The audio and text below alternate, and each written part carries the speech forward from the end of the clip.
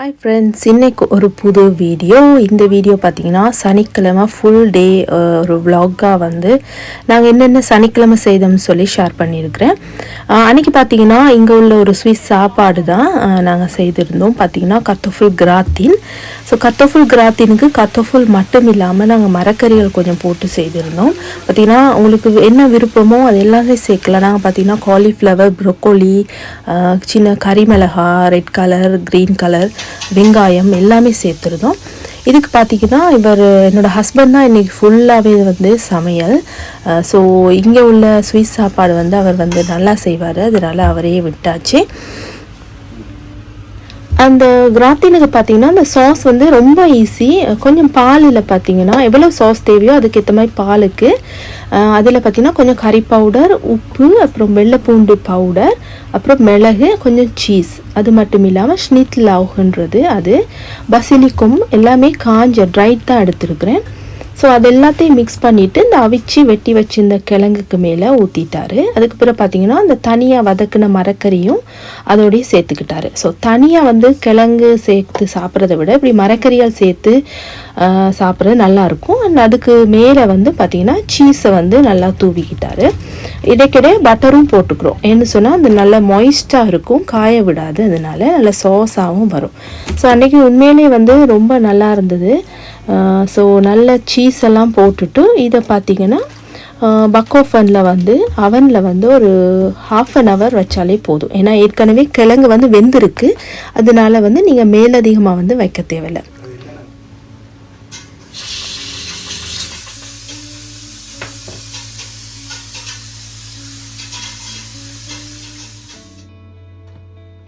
இந்த கிராத்தினுக்கு பார்த்திங்கன்னா நாங்கள் அன்றைக்கி ஆட்டுத்தொடை ஒன்று எடுத்து அது பார்த்திங்கன்னா முதல்ல வேக விட்டுருந்தோம் ப்ரெஷரில். ஏன்னா வந்து வேகாது. ஸோ இதுக்கு வந்து நல்ல சாஃப்டாக அந்த இறைச்சி வந்து வேகணும். அதுக்கு தான் இந்த ப்ரெஷரில் வந்து ஒரு 40 minutes அப்படி வச்சுருந்தோம். ஸோ கொஞ்சம் உப்பு மட்டும் போட்டுட்டு அவிய விட்டுருந்தோம்.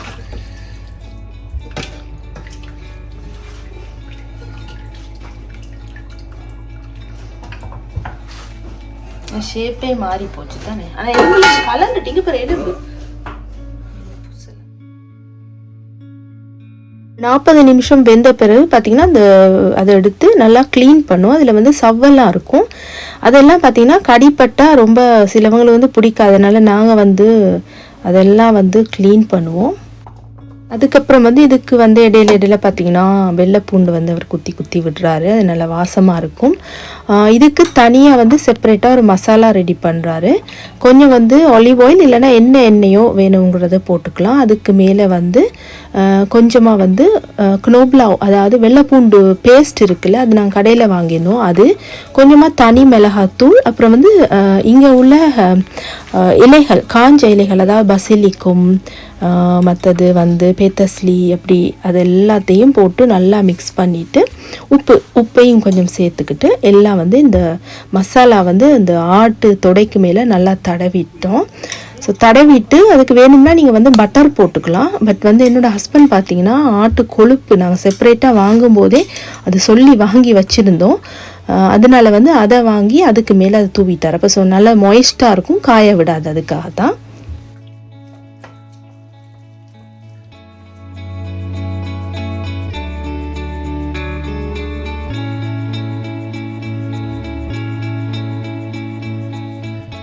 அதோட வந்து இந்த கொழுப்போடு சேர்த்து பார்த்திங்கன்னா ரோஸ்மரின் நிலையும் கொஞ்சம் போட்டுக்கிட்டாச்சு. ஸோ நல்ல வாசமாக இருக்கும்.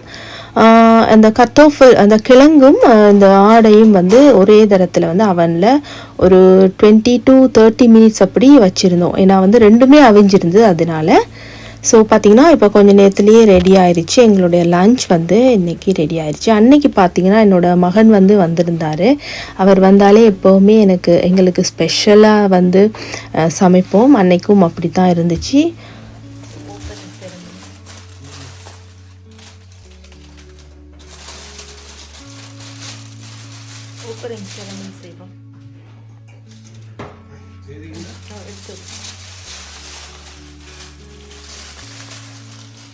இது அழகா இருக்கு பார்க்கணும்.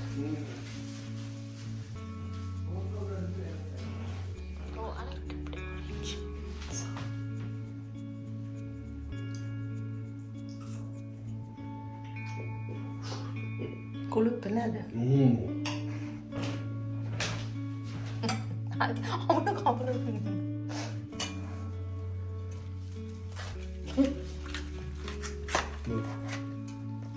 டெண்டரிங்கா இருக்கு. Tendering weißt du? Innenfläche. Nein, was ist Tender? Tender chicken.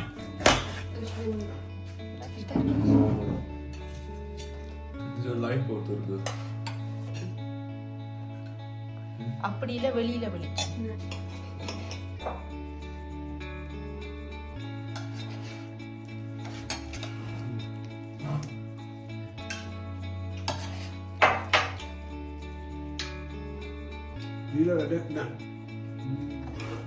So பார்த்தீங்கன்னா இது எனக்கு கர்த்தோஃபில் கிராத்தின் மட்டும்தான். ஏன்னா நான் வந்து ஆட்டிறைச்சி சாப்பிட மாட்டேன்.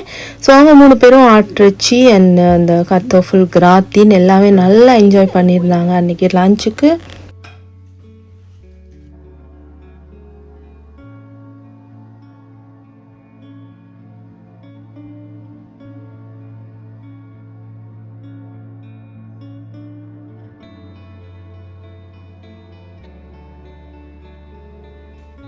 அன்னைக்கு வந்து லஞ்ச் எல்லாம் முடிச்சுட்டு கொஞ்சம் ரெஸ்ட்டாக இருந்துட்டு ஈவினிங் வந்து பார்த்திங்கன்னா நாங்கள் போன இடம் வந்து அவதார் 3 ஃபயர் அண்ட் ஆஷ் மூவிக்கு. பார்த்திங்கன்னா நாங்கள் ஆன்லைன்லேயே டிக்கெட் வந்து ரிசர்வேஷன் பண்ணியிருந்தோம். அதனால வந்து நாங்கள் வந்து ஈஸியாக அந்த டைமுக்கே போகக்கூடிய மாதிரி இருந்தது. நாங்கள் வந்து பார்த்திங்கன்னா சினிப்ளெக்ஸ்ன்ற ஒரு ஆஸ்ட்ரியாவில் இருக்கக்கூடிய எங்களுடைய பக்கத்து நாடு. ஸோ அதில் இருக்கக்கூடிய ஹோனேம்ஸ்ன்ற ஒரு இடத்துக்கு தான் போயிருந்தோம். ஸோ அங்கே வந்து ரொம்ப எப்போவுமே நாங்கள் அங்கே தான் பார்க்குறேன், எங்களுக்கு விருப்பம். நல்ல க்ரௌடாக இருக்கும். சினிப்ளெக்ஸ் ஐமேக்ஸ்ன்ற அந்த தியேட்டர். ஸோ பார்த்தீங்கன்னா ஃபஸ்ட்டு மூவி வந்து வந்த புதுசுலேயே ஒரு 4 நாள் தான் இருக்கும்.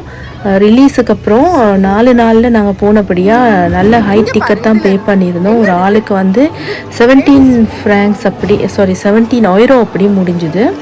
ஸோ ஃபர்ஸ்ட்டு ஸ்டார்டிங் ரிலீஸ் அப்போ 22 euro அப்படி இருந்துச்சு. ஸோ நாங்கள் வந்து எங்களுக்கு டைமும் கிடைக்கல, என்னோடய மகன் வந்து வராமல் இருந்தார். ஸோ இன்றைக்கி வந்திருந்தனால அவரை கூட்டிகிட்டு போயிருந்தோம் எல்லாமே. ஸோ அங்கே பார்த்தீங்கன்னா அந்த அவதார் மூவியில் வர கேரக்டர் ஒருத்தவங்க வந்து நல்லா மேக்கப் போட்டுட்டு அந்த ப்ரீமியமுக்காக இருந்தாங்க. ஸோ அவங்களோட எல்லோரும் ஃபோட்டோ எடுத்து அது மாதிரி நாங்களும் ஃபோட்டோ எடுத்துக்கிட்டோம்.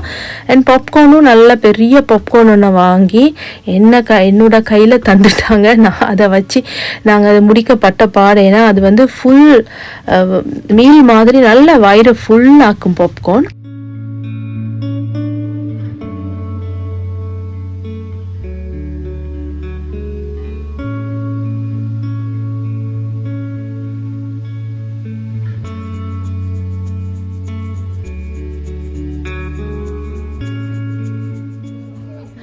பார்த்திங்கன்னா இந்த படம் வந்து நல்லா என்ஜாய் பண்ணியிருந்தோம். சூப்பர் 3 hours and 20 minutes அப்படியே லாங் படமாக இருந்துச்சு. ஸோ நல்லாவே என்ஜாய் பண்ணியிருந்தோம். ஸோ என்ஜாய் பண்ணிவிட்டு ஈவினிங் பார்த்திங்கன்னா டின்னருக்கு வந்து அப்படியே மெக்டொனால்ட்ஸுக்கும் போய் எங்களுடைய டின்னரையும் முடித்து அந்த டேயை என்ஜாய் பண்ணியிருந்தோம்.